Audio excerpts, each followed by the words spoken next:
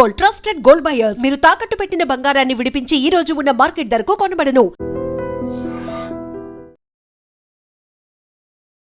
కేసీఆర్ చుట్టూ దయ్యాలు ఉన్నారు కాబట్టి అక్కడి దాకా రీచ్ అవ్వలేకపోయాను. సొంత కూతురే అయినప్పటికీ కూడా కేసీఆర్ ని రీచ్ అవ్వడానికి కుదరట్లేదు, అడ్డుకుంటున్నారు. కేసీఆర్ గారు ఎవరేం మాట్లాడతారు, ఎవరికి అవకాశం ఇవ్వాలి, ఎవరు మాట్లాడింది విని దాన్ని అమలు చేయాలి, లేకపోతే అది దాంట్లో నిజాయితీ ఉంది, లేకపోతే దానివల్ల ప్రజలకు లాభం జరుగుతుంది అనేది ఆయన బాగా గ్రహిస్తారు. తన ఆలోచనలు తన నిర్ణయాలు తప్పుడై ఉంటాయి, అందుకని ఆయన తీసుకొని ఉండరు. మనం అర్థం చేసుకోవాల్సింది అది.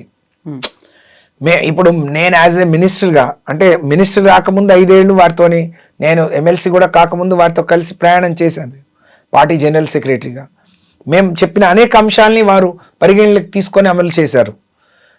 అలాంటి కేసీఆర్ గారు తను మంచి సలహాలు మంచి సూచనలు ఇస్తే ఆయన మనసు, అంటే కేసీఆర్ అంటే ఒక ముఖ్యమంత్రి ఒక నాయకుడు మనసు కాదు, ఒక తండ్రి మనసు, ఒక కొడుకు మనసు.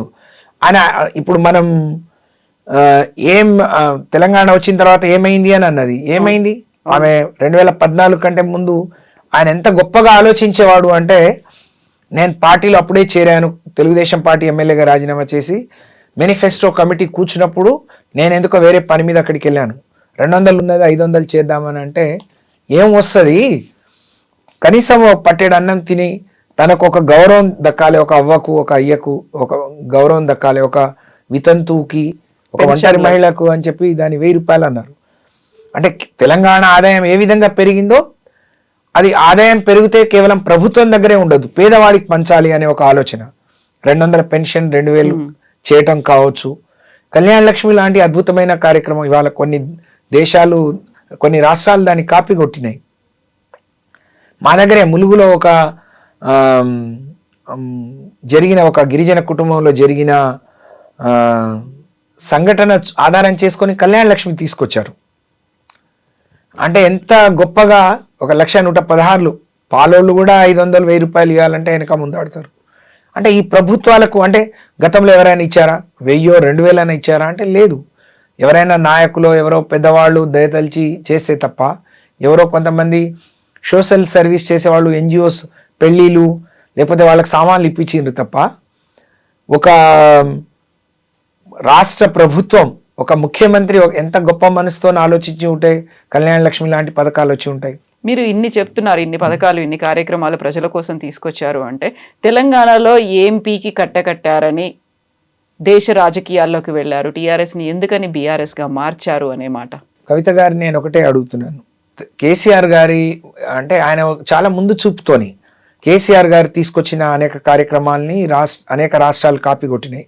ఉదాహరణకు మిషన్ భగీరథ, ఆడపిల్లలు ఎవరు పొద్దున్న లేస్తే ఆడవాళ్లకు నీళ్లతో అవసరం, వంట చేసుకోవాలన్నా ఇల్లు చూసుకోవాలన్నా. కాబట్టి ఆయన 2018 ఎన్నికలకు పోయే ముందే ఏ ఒక్క ఆడపిల్ల బిందెనెత్తుకొని రోడ్డు ఎక్కవద్దు, అట్లంటే నాకు ఓట్లు వేయొద్దు అని చెప్పి అంత గొప్పగా మిషన్ భగీరథను తీసుకొచ్చి ఇంటింటికి నల్లా ఇచ్చి స్వచ్ఛమైన నీళ్లు తాపించిన గొప్ప నాయకుడు కేసీఆర్. దాన్ని అనేక రాష్ట్రాలు కాపీ కొట్టిన తర్వాత స్వయంగా భారత ప్రభుత్వమే, ప్రధానమంత్రి గారే హర్ ఘర్ జల్ అని ఒక కార్యక్రమానికి శ్రీకారం చుట్టారు. అలాగే మేము ఇచ్చిన రైతు బంధును దృష్టిలో పెట్టుకొని వాళ్ళు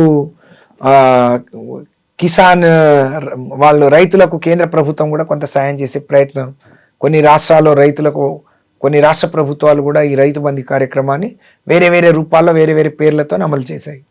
అలాంటప్పుడు ఇది దేశవ్యాప్తంగా చాలా రాష్ట్రాల్లో ఇది దేశవ్యాప్తంగా అమలు జరగాలి, దాని మీద రాజకీయ ఒత్తిడి, ఒక ప్రభుత్వం మీద ఒక పార్టీ మీద రాజకీయ ఒత్తిడి పెరగాలి అని అంటే పార్టీని జాతీయ పార్టీగా చేయాలని కేసీఆర్ గారు సంకల్పించి భారత రాష్ట్ర సమితి చేశారు.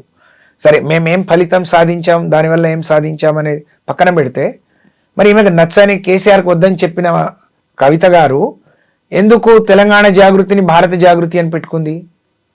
నచ్చలేదు కదా, తన సంస్థ తన చేతిలోది కదా, అది కేసీఆర్ది కాదు కదా. నేను తెలంగాణ జాగృతి పేరుతోని అనేక మంది యువకులను మహిళల్ని తెలంగాణ వైపు బీఆర్ఎస్ వైపు తీసుకొచ్చిన అని చెప్పే కవిత గారు టీఆర్ఎస్ను బీఆర్ఎస్గా ఎందుకు మార్చిండ్రు, జాతీయ పార్టీకి ఎందుకు పోయినరు అనే ఆమె తన ఎంపీకి పందిరేసిందని మరి తన తెలంగాణ జాగృతిని భారత జాగృతి అని చేసింది. నిన్నంతా మండలిలో చెప్పారు కదా తెలంగాణ జాగృతిగా తను ఏం చేశారు, సినిమాలకు సంబంధించి కావచ్చు, సంస్కృతి, బతుకమ్మ దగ్గర నుంచి ప్రతి ఒక్కటి నేను ఇన్ని చేశాను, బీడీ కార్మికుల కోసం, ఉద్యోగుల కోసం, లేకపోతే అక్కడ ఉన్నటువంటి సింగరేణి కార్మికుల కోసం ఇన్ని పోరాటాలు నేను చేశాను కాబట్టి అది దేశవ్యాప్తంగా విస్తృతం చేయడానికి కదా భారత్ జాగృతి అయింది.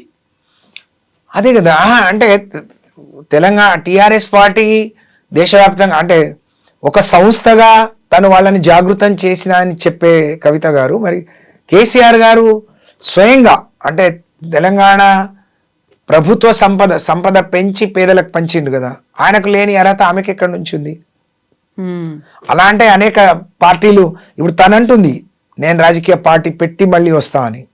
అవును, ఇప్పుడు 69 నుంచి ఉద్యమం నడుస్తే ఎవరితోని కానీ ఇన్నేళ్ల ఉద్యమ ఎవరితోని సాధ్యపడని తెలంగాణ కేసీఆర్ గారి అల్పెరేని పోరాటం, సావు నోట్లో తలపెట్టి ఆయన ఉద్యమం చేసిన తీరు, సకల జనులను ఒక తాటి మీదకి తీసుకొచ్చిన తీరు చూసే కదా ఆ రోజు కేంద్ర ప్రభుత్వం తల ఒగ్గి భయపడి ఆ రోజు తెలంగాణ ఇచ్చింది.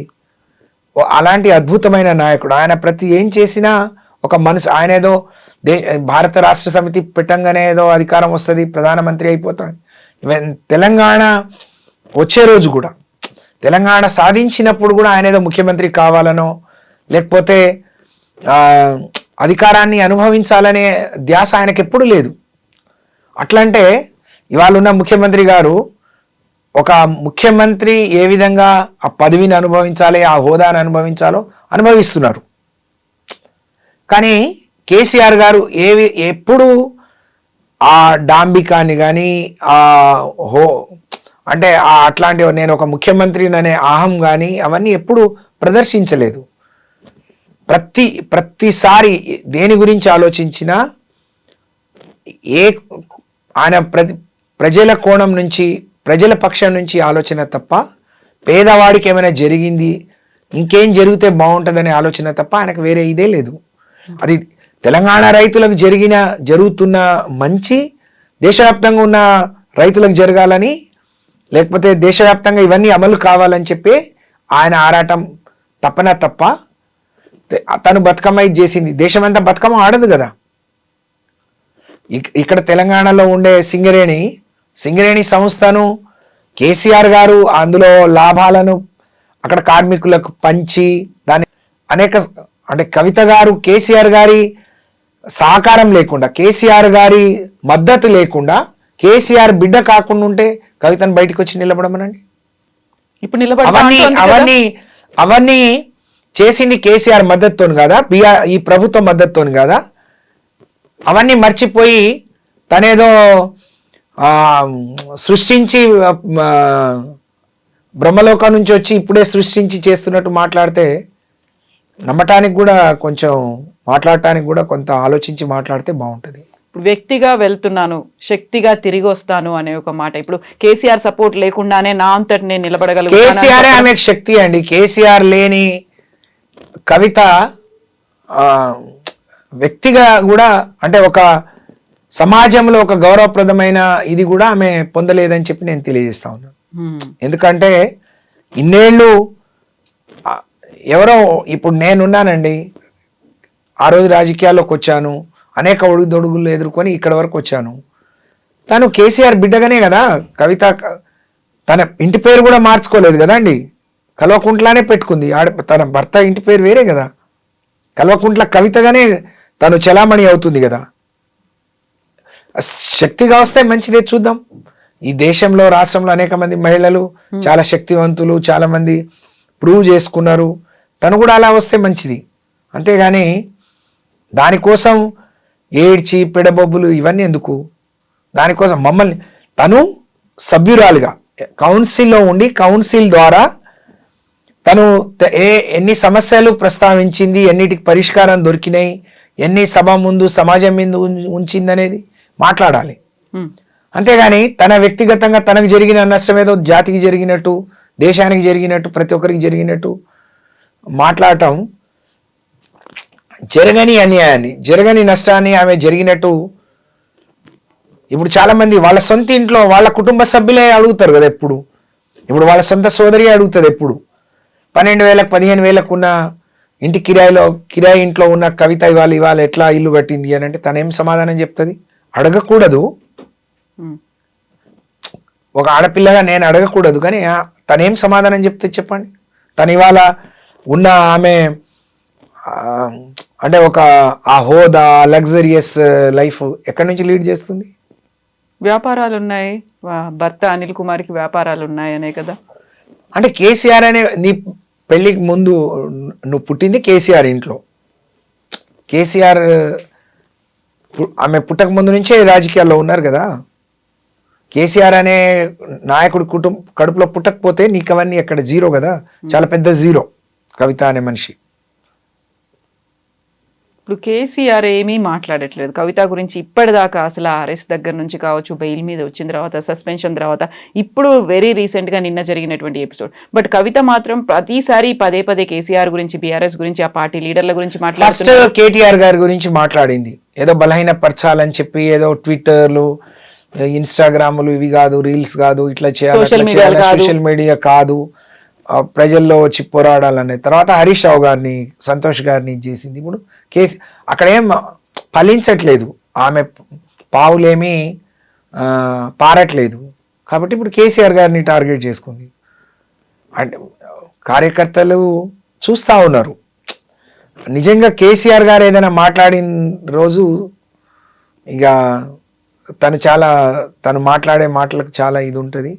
కాబట్టి కేసీఆర్ గారు కూడా అనేక మందిని, కేసీఆర్ గారిని అనరాని మాటలు అన్న వాళ్ళనే క్షమించి దగ్గర తీసుకున్న గొప్ప మనసున్న నాయకుడు కేసీఆర్. అట్లా అంటే మనం చూసాం, కొండా సురేఖ మాన్కోట్లో ఏం మాట్లాడింది కేసీఆర్ గురించి.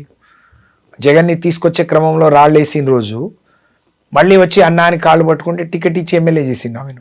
ఎందుకని ఇప్పుడు కేసీఆర్ మాట్లాడట్లేదు కవిత గురించి? ఇంత జరుగుతోంది, ప్రతిరోజు బీఆర్ఎస్ లీడర్లనే అంటోంది. కాలమే సమాధానం చెప్తుంది. కవిత మాటలకు కాలం తప్పకుండా సమాధానం చెప్తుంది. ఇవాళ ఇంత ఎగిరి పడే కవిత మళ్ళీ 6 నెలలకో మళ్ళీ ఎన్నికల తర్వాత ఎక్కడ ఉంటుందో కవిత వెనక్కి తిరిగి చూసుకుంటే మంచిదని చెప్పి తెలియజేస్తా ఉన్నాను. బీఆర్ఎస్ పార్టీలోకి వస్తుందా? తనే ఒక పార్టీ పెట్టుకుంటానని చెప్తోంది కదా. పెట్టుకొనియండి, మంచిదే. కానీ బీఆర్ఎస్ మీదనే ఎందుకు ఈ విమర్శలు? బీఆర్ఎస్ మీదనే ఇన్ని రోజులు అందులోనే ఉండి అందులోనే అన్నీ అనుభవించి మళ్ళీ తను కూర్చున్న కొమ్మను తనే నరుక్కుంటూ మాట్లాడటం. తను కొమ్మ నరుక్కుంటే వేరు, కానీ చెట్టునే నరికేస్తా అని చెప్పి మాట్లాడటం ఆమె వల్ల కాదు. కవిత గారు ఇంకెక్కువ బీఆర్ఎస్ గురించి, కేసీఆర్ గురించి మాట్లాడితే తను ఇంకా పల్సన్ అయిపోతుంది తప్ప ఆమెకు జరిగే లాభం కానీ ఒనగూరేది కానీ ఏమి ఉండదు అనేది తను గ్రహిస్తే మంచిది. అది ఎంత త్వరగా గ్రహించి తను అంత జాగ్రత్తగా ఉంటే మంచిదని చెప్పి నేను తెలియజేస్తాను.